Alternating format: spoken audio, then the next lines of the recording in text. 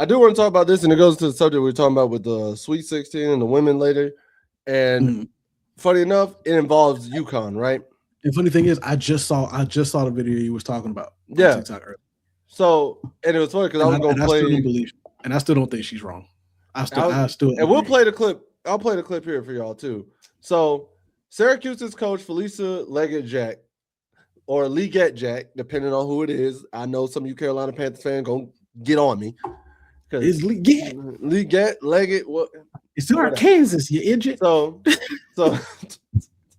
So she was saying in regards to facing UConn, she like thinks it's unacceptable, and she wants to know if it's right. Now, here is the clip they have of her, and I'm gonna play it. I'm gonna play it for us because I think it is a worthy clip to be understood. It makes sense. All right. Ready? Yep, go for it. Can y'all hear it? Help me speak kindly. Turn the volume up. About this opportunity, but also have the responsibility.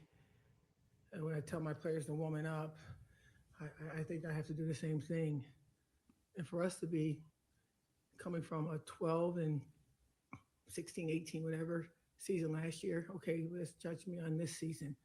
For us to do what we've done, to continuously have to come to UConn in every single school that I go to, from Buffalo to it's unfair to the young people. I don't know what it is. Somebody said, is there something that they might have against me? If that's the case, then we need to communicate about that. But for us to be what we've done in our body of work, to have to come and play that best team in the country. I mean, Gino has this thing going, and I love what he's done, but I thought deserved a little more respect after being in this business for 37 years, and to have to come and be in this particular bracket every freaking year is unacceptable. It's wrong. It's somebody. And if you're on the committee and you've been around for more than a year or two or 5 to 10 or 15 years, you understand what that looks like. I've been on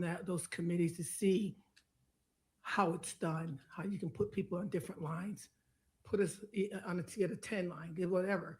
But for us to continue to come to Connecticut year after year after year is, to me, it's a personal attack, because I just think that we are way better than what we perform today.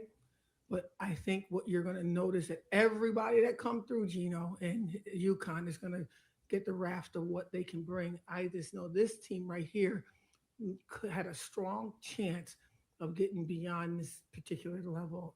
And I am hoping that I'm not disrespecting anyone. I'm hoping that I'm not bringing shame to Syracuse by crying spilled milk.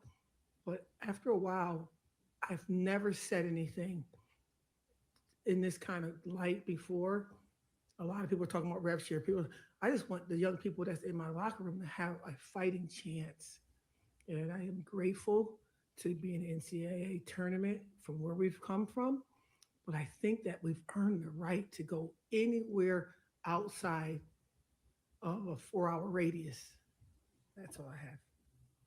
And so, with that, right?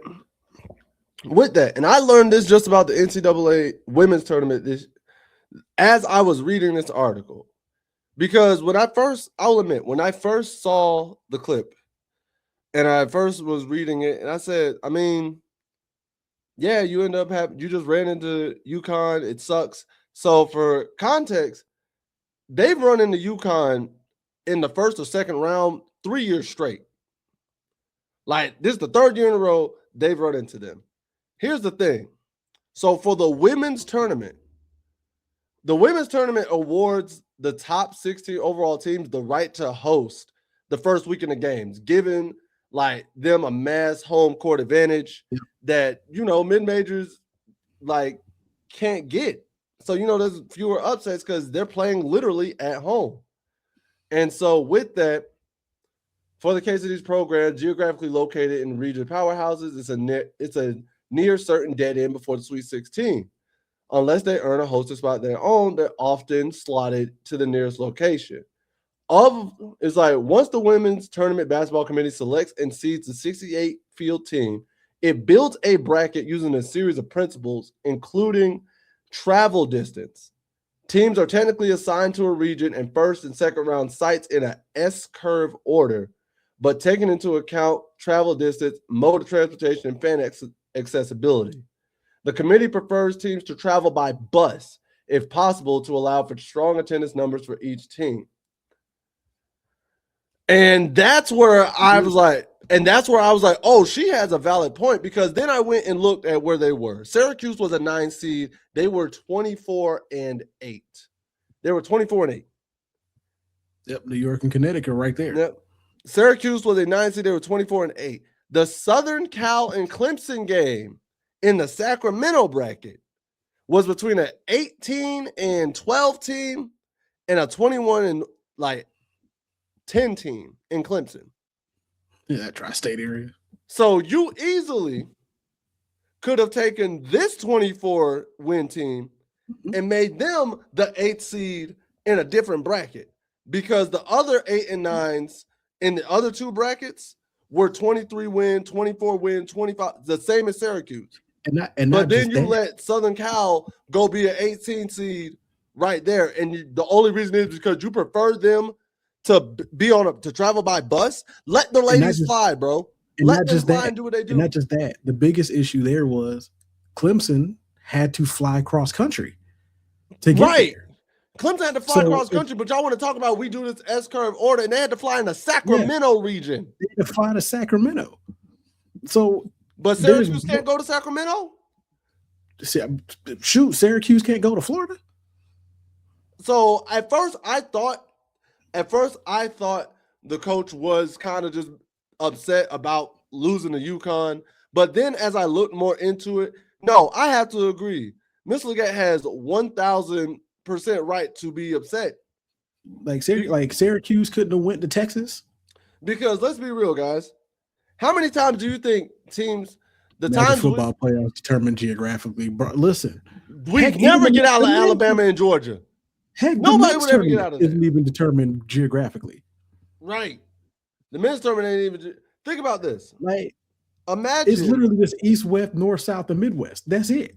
Imagine the ACC. Let's say in college football.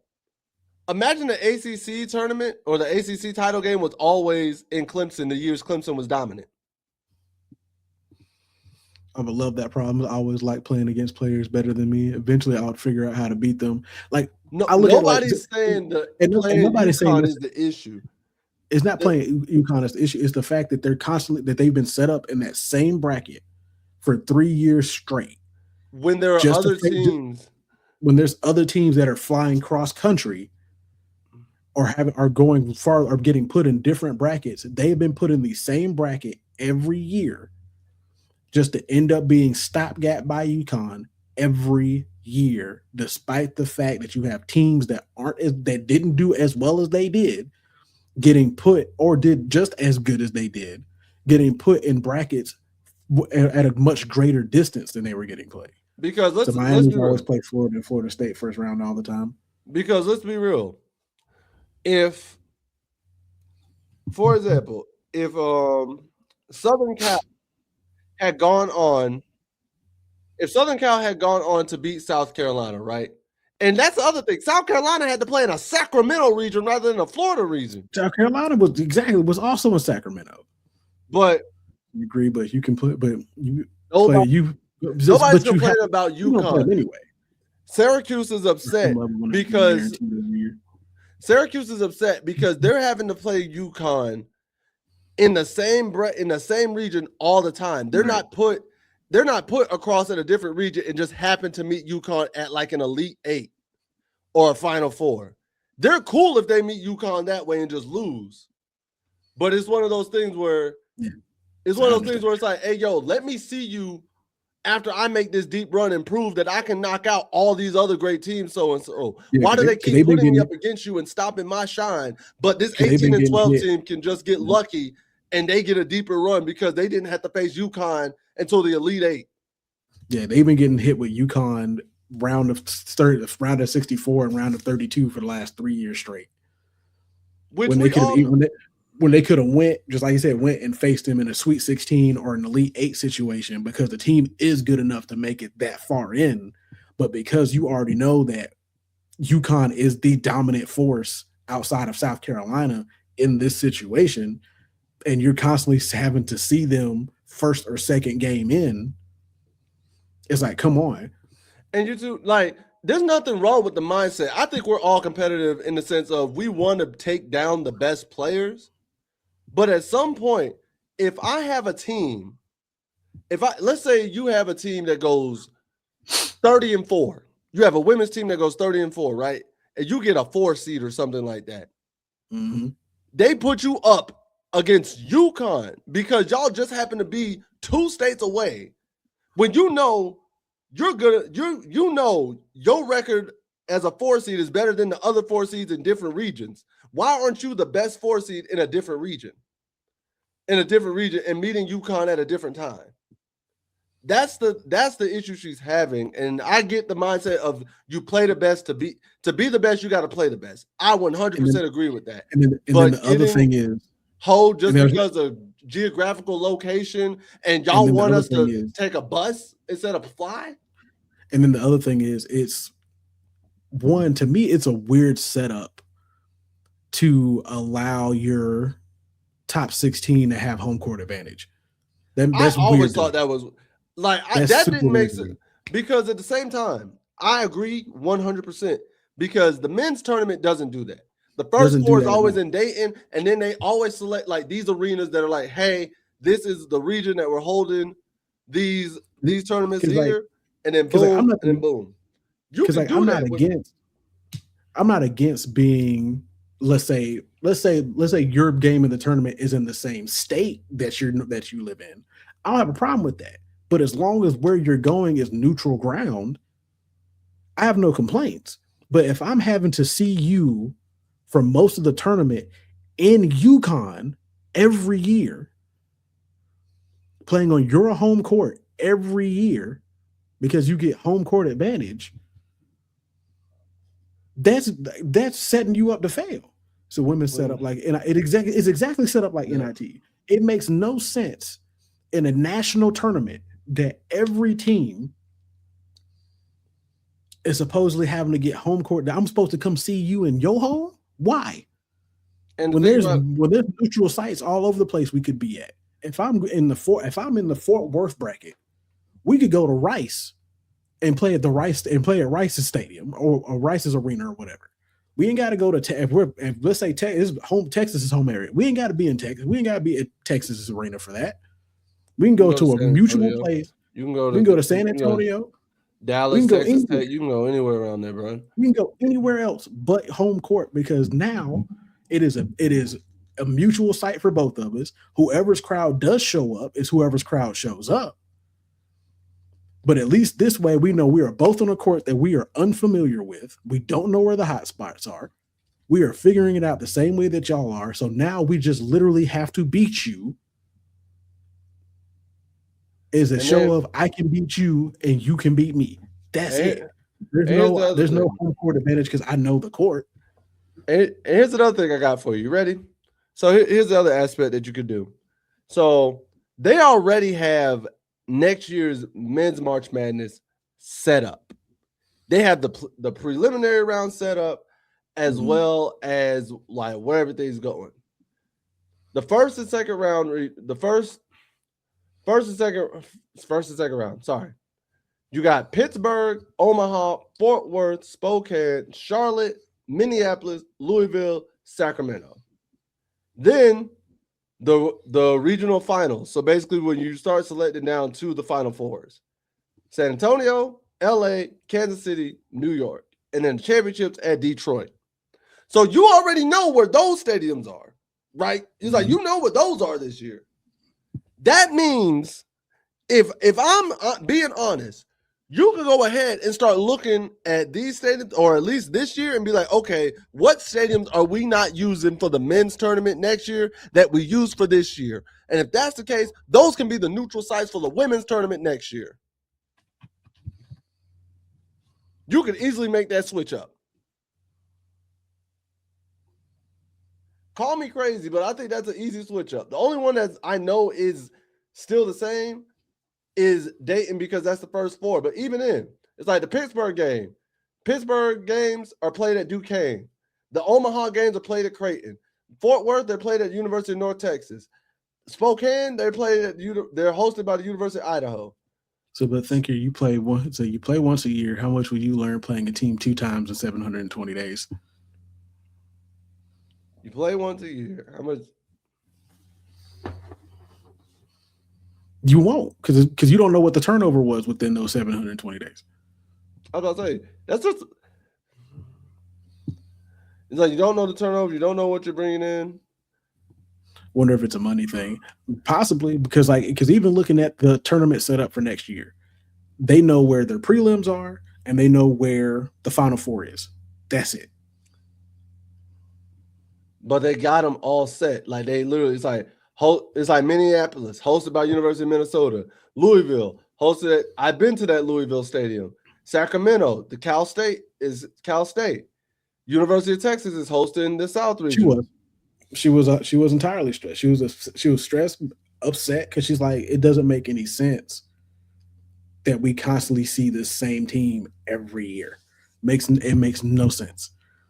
I mean, yeah, she's embarrassed, but it's one of those things where she's frustrated with the system, not the team. Had they lost to UConn, and she even gave praise to Gino where it was due, because we all know Gino Auriemma is let's keep it a stack. He's the greatest women's coach out right now, alongside Dawn Staley and Kim Mulkey. Yeah, they were up 61-20 at 12 at one point. Oh, yeah, no, like exactly. They beat walked. Nobody's knocking that. Points. But it's one of those things where that team, that Syracuse team, probably dog walks or beats 60 to 70% of the NCAA tournament. They just happen to run into UConn. And if they were in a different region, they could have showcased that. But now, because they played UConn in the second round and got dog walked in the second round, people are going to look at it and be like, oh, yeah, Syracuse is trash anyways. Like, they weren't that great. And it's like, no, you just ran into the juggernaut. Because Syracuse was fifth in the ACC. Like, they were tied with Notre Dame in the ACC at 12-6 in conference play. They were 24-9. That's what I'm saying. Like, you just happen to run into the juggernaut. They shouldn't have been in that bracket. At 24-9, you should not have been in that bracket. If Clemson, who's 21-12, ended up in a Sacramento bracket, Syracuse should have been in the Sacramento bracket. Unless you were legitimately setting these brackets up with literally the best groups based on, like, if the best group went to Fort Worth, then that's one thing. But if you're just setting it up based off of how they got to travel, how they normally travel during the season, that's messed up. And an S-curve order, which I'm just like, what? And the thing that gets me that I really don't like is the simple fact that they said they prefer the ladies to travel by bus. You don't have an issue with the guys flying. You don't even have an issue with half the women flying. But it's like they have to fly, if necessary, if push comes to shove. It's like, bro, let the teams fly and set the bracket up the way it's supposed to be set up. Don't just do it based off of distance. Do it based off rank them the way it's supposed to be ranked. Put them in the region where they're supposed to be, not based off of distance. Put them where they're supposed to be. The UConn bracket is women's. If Syracuse was supposed to be a 6th seed in the Sacramento or the Florida region, make them that 6th seed in the Sacramento or Florida region. Don't put them as an 8 or 9 in the Yukon region just because, hey, yo, it's closer to Yukon, and try to guise it under, we want the most people to be able to be in attendance. No, take away the home court thing, because let's be real. UConn's playing. You really think UConn in Connecticut is going to let anybody come into their stadium and outpack their stadium? No, it's not going to happen. But if you go to a neutral site, you have a chance for that to happen. So looking at the first round and just the Fort Worth bracket alone, because Fort Worth got two different sections of the bracket. Number 1 seed UConn, 35-0. Then you got the 9 and 8 seed Iowa State and Syracuse, were 24-8 and 22-10. Then you got Murray State and Maryland was 34-1 and 24-8. Western Illinois, North Carolina, 26-6, 27-7. Fairfield Stags and Notre Dame, 28-5, 23-10. Howard Bison, Ohio State, 26-8, 27-7. Colorado and Illinois, 22-12, 22-11. High Point and Vandy, 27-6, 28-4. Missouri State and Texas, 23-13 and 32-3. Virginia Tech, 23-10. Oregon, 23-12. James Madison, 26-9. Kentucky, 24-10. Miami, Ohio, 28-7. Western Virginia, 28-6. Rhode Island's 28-5, and Alabama's 24-10. Got two more. Hold on. Vermont and Louisville, 27-8, 28-7. Tennessee and NC State, 16-14 and 21-10. Then Holy Cross and Michigan, 23-10, 26-6.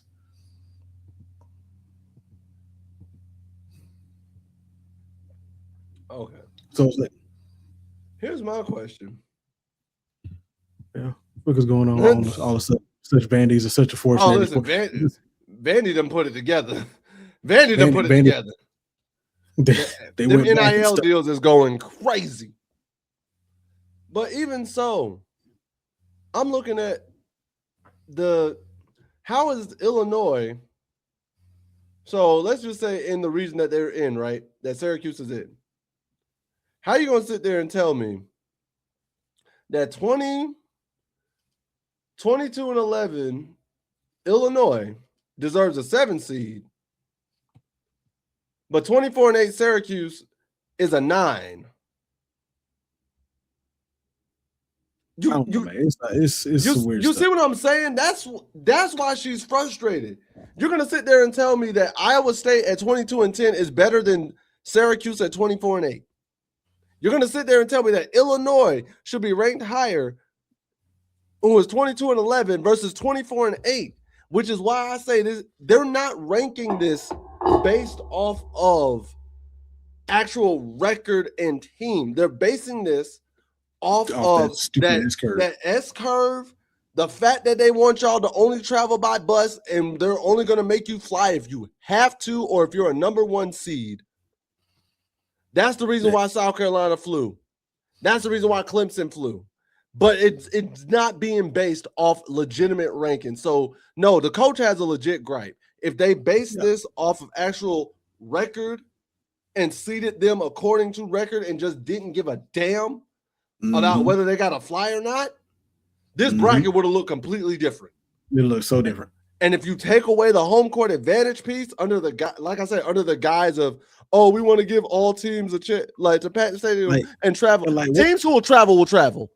Them squads will travel. And I don't care if it's just for the first week of the tournament. If it's the first weekend of the tournament, like you shouldn't have home court advantage. Period. No, you should be able to go wherever across the country, whatever stadium it is, neutral ground and or otherwise. And if you're good enough to be a national champion, you can dominate wherever you go. It should be mutual ground. It should be natural ground, neutral ground wherever you go, whole tournament wide. Here's the thing. Here's the even crazier part, bro. In AAU basketball, all them tournaments you play in, none of those are in a regular, legit high school. They're on a neutral setting. The Disney tournament that is AAU, the showcase that I played in 2011, that was down in Disney World. I didn't even know they had that sports complex until like I found out I was on the AAU squad and we were going. I didn't know they had it to that lockout to the lockout year. Yeah, I played in it. I played in the showcase in the AAU basketball showcase in 2011. Didn't even know that the Disney complex had it until then. Yeah, but that was a neutral location that only is used for AAU tournaments. Nobody plays high school games there. Nobody plays. So you have to, for March Madness, the whole key of this is we breaking you up. Y'all go into these regions. Y'all gonna play up here, stay up here, do what you gotta do, and then you meet and get to the championship. You know what's even crazier? You know what's even crazier? Something else that the men's bracket does that the women bracket doesn't. Because you pointed out some of the locations of Minnesota University hosting one thing and Louisville hosting another. Do you know Minnesota and Louisville probably will never play in either one of those arenas throughout that tournament? Yeah, never. Because they purposely do not put move you away. They purposely move you away because even like I said, that year that Zion and them were at Duke, right? Mm-hmm. They were in the East region. You know what that East region was played at? It was in DC. You want to know why I know that? I was stationed in DC. I was stationed in DC. And the bad part is I thought about going to get tickets. So I was like, you know what? It's March Madness. I might go get some tickets. Bro, they were charging us $600 for nosebleeds because Duke was in that region. Every other region was $400 for nosebleeds. Check this out. Even the year that March Madness was here in here in Greenville. Did you know? Yeah, South Carolina was in that region, but just because South Carolina is in the same state, that they don't play basketball up here. There's no games played up here until these tournaments come through. They don't play them out here.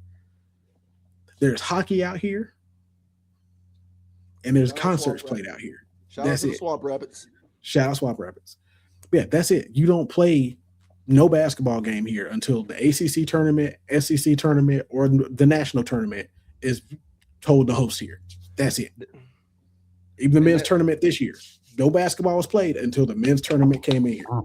And that's the SEC or the women's SEC tournament. The first four is always in Dayton, right? First four is always in Dayton. And this past year was the first time. Thinking about going to Sacramento to see South Carolina play their next game. I think it should be kind of competitive. Should be. Who they playing? South Carolina is playing. Oh, they're playing Oklahoma. Yeah, that should be a good. That should be competitive. Because I thought the USC game was going to be a little more competitive than it was. It would have been if Juju Watkins was back. If Juju Watkins had been able to play this year, it would have been. Somebody was talking about next year, that next year nobody's going to be able to see USC next year because of who they got coming in. How's the football team looking? Speaking of, this is how you know this.